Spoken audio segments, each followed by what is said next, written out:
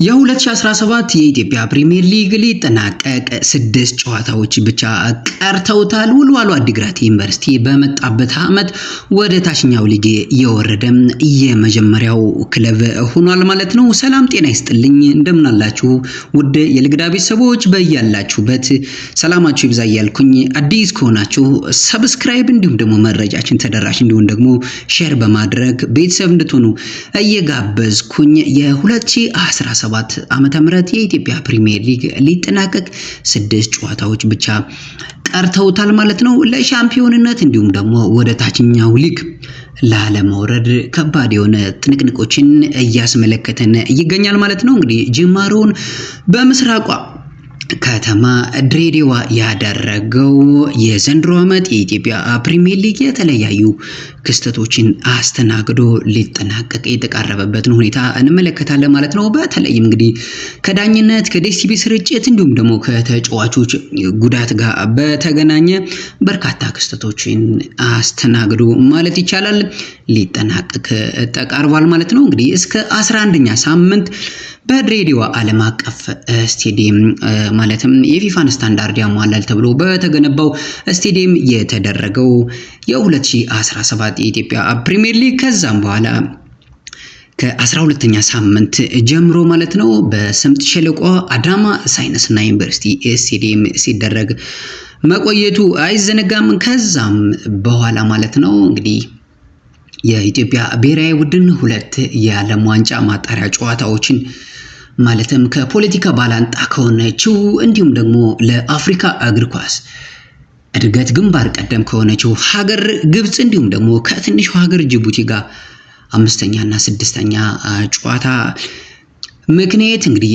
ከተቋረጠም በኋላ ከዛም በኋላ ወደ ውቢቷ ሐዋሳ በመሄድ እስከ 30ኛ ሳምንት በውቢቷ ሐዋሳ ሲደረግ መቆየቱ አይዘነጋም ማለት ነው። እንግዲህ የፕሪሚየር ሊጉ ሊግ ካምፓኒም ዲኤስቲቪ መቋረጡን ተከትሎ በፌስቡክ ጨዋታዎችን ለማስተላለፍ ጥረት እያደረገ የነበረበትን ሁኔታም እየተመለከትን የነበርንበትን ሁኔታ እንመለከታለን ማለት ነው። እንግዲህ 30ኛ ሳምንት መርሃ ግብሮችን ስንመለከት ማለት ነው ከግንቦት 8 እስከ 11 የተደረጉትን ማለት ነው አርብ ሲዳማ ቡናን ከወላይታ ዲቻ ያገናኘው ጨዋታ በሲዳማ ቡና 1-0 አሸናፊነት ተጠናቋል ማለት ነው። እንግዲህ ጨዋታው 12 ሰዓት ላይም ሲቀጥል በአለሜዳ ሐዋሳ ከተማን ከቅዱስ ጊዮርጊስ ያገናኘው ጨዋታ ደግሞ በሐዋሳ ከተማ 2-1 አሸናፊነት ሲጠናቀቅ ቅዳሜ ደግሞ መቀሌ ሰባ እንደርታን ከመሪው ወይም ደግሞ የዘንድሮ ዓመት ክስተት የሆነውን የአሰልጣኝ ገብረ መድኑን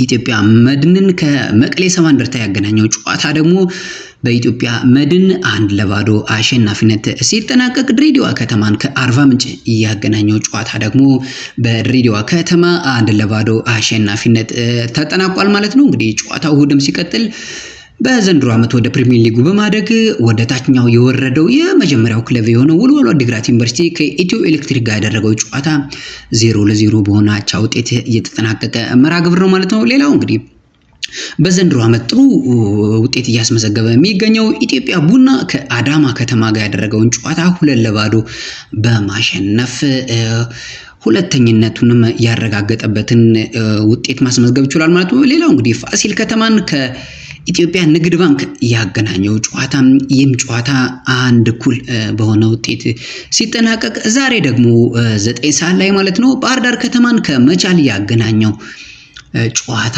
0-0 ሲጠናቀቅ እንግዲህ ምሽት 12 ሰዓት ላይ ደግሞ ሀዲያ ሆሳዕና ከስሉ ሽሬ የሚጫወቱ ይሆናል ማለት ነው። እንግዲህ እስከ 28ኛ ሳምንት ያለው ማለትም ቀሪ 6 ጨዋታዎች አሉ። እስከዛ 28ኛ ሳምንት ድረስ ያለውን ጨዋታ ስንመለከት ኢትዮጵያ መድን 28 ጨዋታዎችን በማድረግ 60 ነጥቦችን በመሰብሰብ አንደኛ ደረጃ ላይ ሲቀመጥ ኢትዮጵያ ቡና 28 ጨዋታ በማድረግ 51 ነጥብ በመሰብሰብ ሁለተኛ፣ ባህር ዳር ከተማ ዛሬ አቻ መውጣት 48 ነጥቦችን በመሰብሰብ ሶስተኛ፣ ሲዳማ ቡና 43 በመሰብሰብ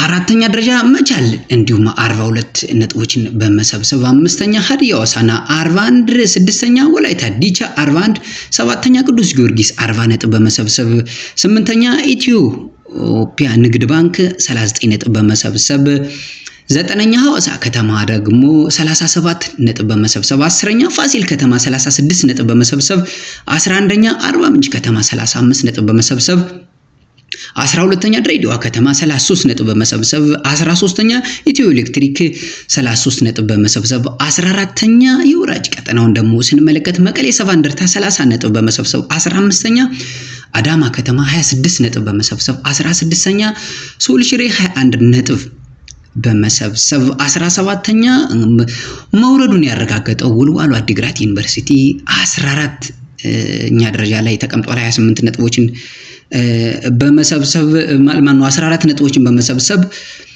እንግዲህ 18ኛ ደረጃ ላይ የተቀመጠው ክለብ ሆኗል ማለት ነው። እንግዲህ በዘንድሮ ዓመት በተለይም ፕሪሚየር ሊጉን የተቀላቀሉት ሶስቱም የትግራይ ክለቦች ማለት ነው እንግዲህ የመውረድ ስጋት ተጋርጦባቸው ከ18ኛ እስከ 15ኛ ደረጃ ያለውን ይዘዋል ማለት ነው። በተለይም እንግዲህ መቀሌ ሰባ እንደርታ እንዲሁም ሶል ሽሬና ወልዋሎ አዲግራት ዩኒቨርሲቲ በዘንድሮ ዓመት ይወርዳሉ? ቀሪ ጨዋታዎችን አሸንፈው ከመውረድ ይታደጋሉ ወይስ ወልዋሎን ተከትለው ሶል ሽሬና መቀሌ ሰባ እንደርታ ይወርዳሉ የሚለው አጓጊው ጨዋታ ነው ማለት ነው። እንግዲህ በዘንድሮ ዓመት በተለይም በአሰልጣኝ ገብረመድህን ኃይሌ የሚመራው ኢትዮጵያ መድን ወጥ የሆነ አቋም በማሳየት ሊጉን እየመራ ይገኛል ማለት ነው። እንግዲህ ኢትዮጵያ ቡናም የተሻለ ውጤት በማስመዝገብ በ9 ነጥብ ልዩነት ከኢትዮጵያ መድን በመከተል ፕሪሚየር ሊጉን በሁለተኝነት እየመራ የሚገኝ ክለብ መሆኑን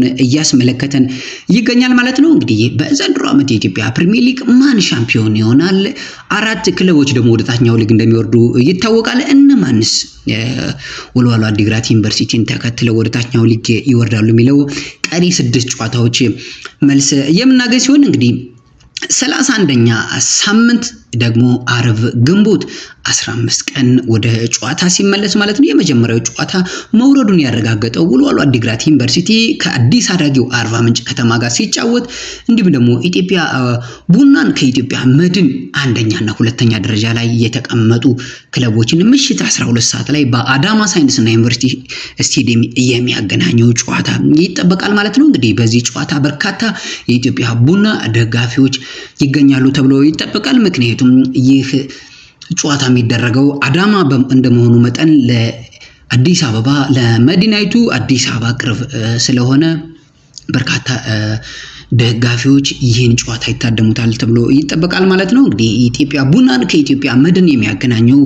የሳምንቱ ታላቅ ጨዋታ አርብ 12 ሰዓት ላይ የሚደረግ ጨዋታ ሲሆን ሌላው ድሬዳዋ ከተማን ከባህር ዳር የሚያገናኘው ደግሞ ቅዳሜ ጠዋት 3 ሰዓት ተኩል ላይ የሚደረግ ጨዋታ ሲሆን ሌላው ደግሞ የሳምንቱ ትልቅ ጨዋታ ደግሞ ቅዱስ ጊዮርጊስን ከሲዳማ ቡና 9 ሰዓት ላይ የሚያገናኘው ጨዋታም ይጠበቃል ማለት ነው። እንግዲህ መርሃ ግብሩ 12 ሰዓት ላይም ሲቀጥል ሀዲያ ሆሳዕናን ከኢትዮ ኤሌክትሪክ የመውረድ ስጋት ውስጥ ያለው ኢትዮ ኤሌክትሪክ ከሀዲያ ሆሳዕና ጋር የሚያደርገው ጨዋታም ቅዳሜ 12 ሰዓት ላይ የሚደረግ መርሃ ግብር ሲሆን እንግዲህ እሁድ ግንቦት 17 ደግሞ ኢትዮጵያ ንግድ ባንክን ከአዳማ ከተማ በተለይም የመውረድ ስጋት ላይ ያለ ቡድን ነው። ስለዚህ ኢትዮጵያ ንግድ ባንክን ከአዳማ ከተማ እሁድ 9 ሰዓት ላይ የሚያደርጉት ጨዋታ ሲጠበቅ ወላይታ ዲቻ ከመቻል ምሽት 12 ሰዓት ላይ እሁድ የሚደረግ መርሃ ግብር ሲሆን ሌላው በትግራይ ደርቢ መቀሌ ሰባ እንደርታን ከሶል ሽሬ